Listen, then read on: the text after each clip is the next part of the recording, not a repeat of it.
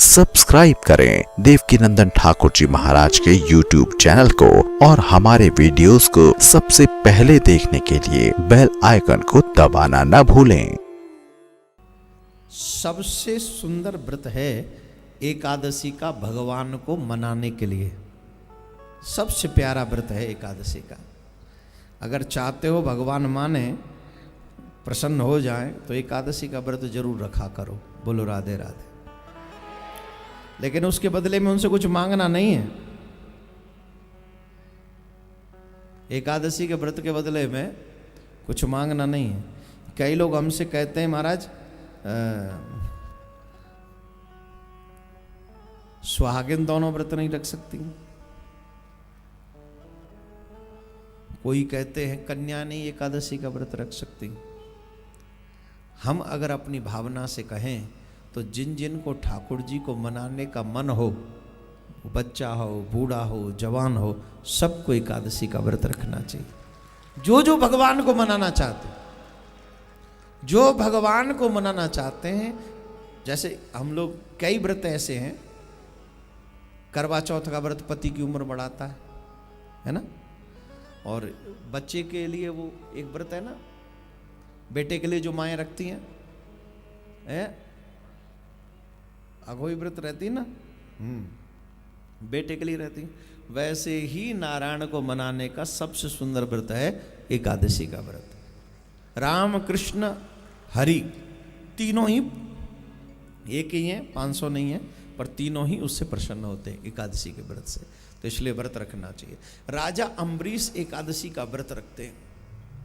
एक दिन एकादशी का व्रत रखे हुए थे, तो दूसरे दिन द्वादशी प्रारंभ हो गई थी और द्वादशी में पारायण कर रहे थे। उसी समय दुर्वासा ऋषि आ गए और दुर्वासा ऋषि को इन्होंने अपना अतिथि बनाया। आप पधारें, भोजन करें। ठीक है। अब ये चले गए जमुना स्नान करने। अब जमुना स्नान करने गए तो संत रमता जोगी बहता पानी। इनको कौन कहे कि आओ, गए, आ गए, लग गया आनंद। अब जो तिथि थी वो क्षीण होने वाली थी, मतलब बहुत कम समय के लिए बची थी। त्रयोदशी लगने वाली थी, द्वादशी पूर्ण होने वाली थी। अब पारायण द्वादशी में ही करना है। क्या करें महाराज? ब्राह्मणों को बुलाया, आचार्यों को बुलाओ, महाराज बताओ। महाराज तो आए नहीं, अब अतिथि को। और एक बात ध्यान से सुन लें, हेलो एवरीवन, द्वार पर अगर कोई घर पे कोई अतिथि आया है, उस अतिथि को भोजन कराने से पहले अगर आपने भोजन कर लिया तो ये महापाप है। इसमें बच्चे और बूढ़े दोनों को छुट्टी है। वयोवृद्धों को कईयों को औषधि लेनी होती है, दवा लेनी होती है, मेडिसिन लेना होता है, तो दवा के हिसाब से वो पूरा ना जेल लें, जिससे दवा चल जाए उतना ही जेमें। और बच्चे हो तो बच्चे होते हैं, उनको तो आप, बच्चे भगवान का स्वरूप होते हैं। इसलिए अगर समझदार हो गए, 5 साल से ऊपर हो गए, तो उन पे भी कंट्रोल आपको करना है। 5 साल से छोटा हो तो उस पे जरूर भगवान उसको क्षमा करते हैं। लेकिन घर में कोई अतिथि आया है और हमने अतिथि से पहले भोजन कर लिया है, तो जो समझो गई पानी में जिंदगानी। राधे राधे बोलना पड़ेगा। और ये बात मैं इसलिए भी जोर दे के कह रहा हूं क्योंकि मैंने कई बार ऐसी सिचुएशन देखी हैं।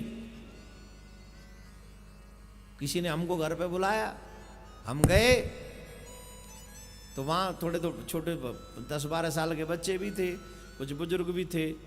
तो भैया आओ, आप लोग भी, हम शुरू कर रहे हैं, आप भी करो। हमने तो सोचा अतिथि देवो भव वाली कंडीशन होगी। मैंने हम शुरू कर रहे हैं, भैया तुम भी लगाओ अपनी अपनी थाली। बोले महाराज आप पाओ, हम तो पा चुके हैं जी। बोले हम तो पा चुके, अब आप पाओ। मैंने पा चुके मतलब? बोले हम लोगों ने भोजन कर लिया। बाहर करके आए थे कहीं? नहीं, यही जो अब आप करेंगे, कर लिया हमने। हमने कहा भैया अपना ही प्रसाद हमको खिलवाना था तो हमें वहीं पहुंचा देते, हम वहीं खा लेते, हम काहे को आए यहाँ? अच्छा, ऐसा हमारे साथ नहीं, मोस्टली बहुत लोगों के साथ होता है।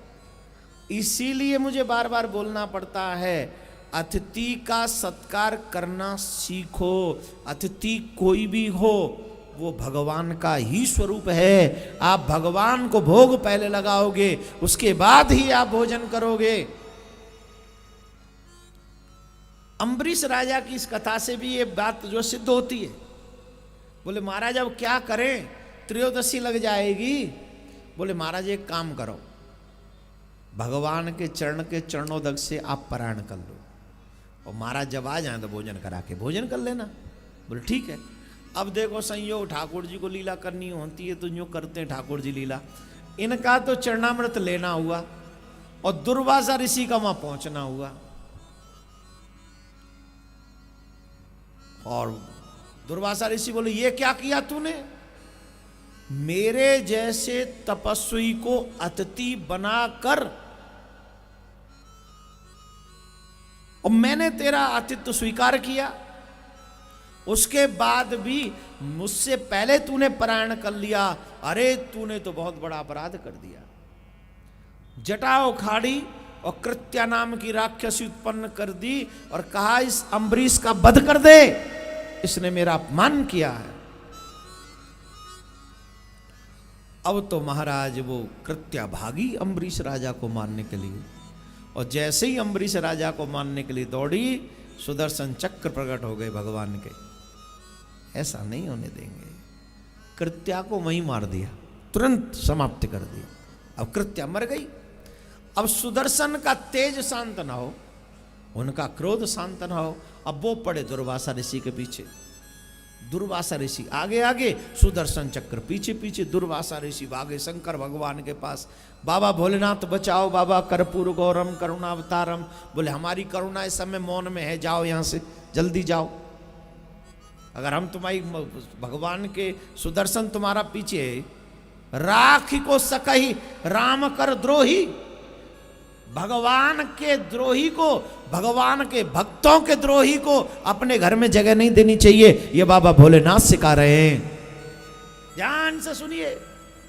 जो भगवान के भक्तों का विद्रोह करता हो, द्रोह करता हो, निंदा करता हो, उपहास करता हो, और जो भगवान का उपहास करता हो, वेदों की निंदा करता हो, पुराणों का मजाक उड़ाता हो, ऐसे लोगों को अपने घर में नहीं आने देना चाहिए और ना ही ऐसे लोगों के घर में जाना चाहिए।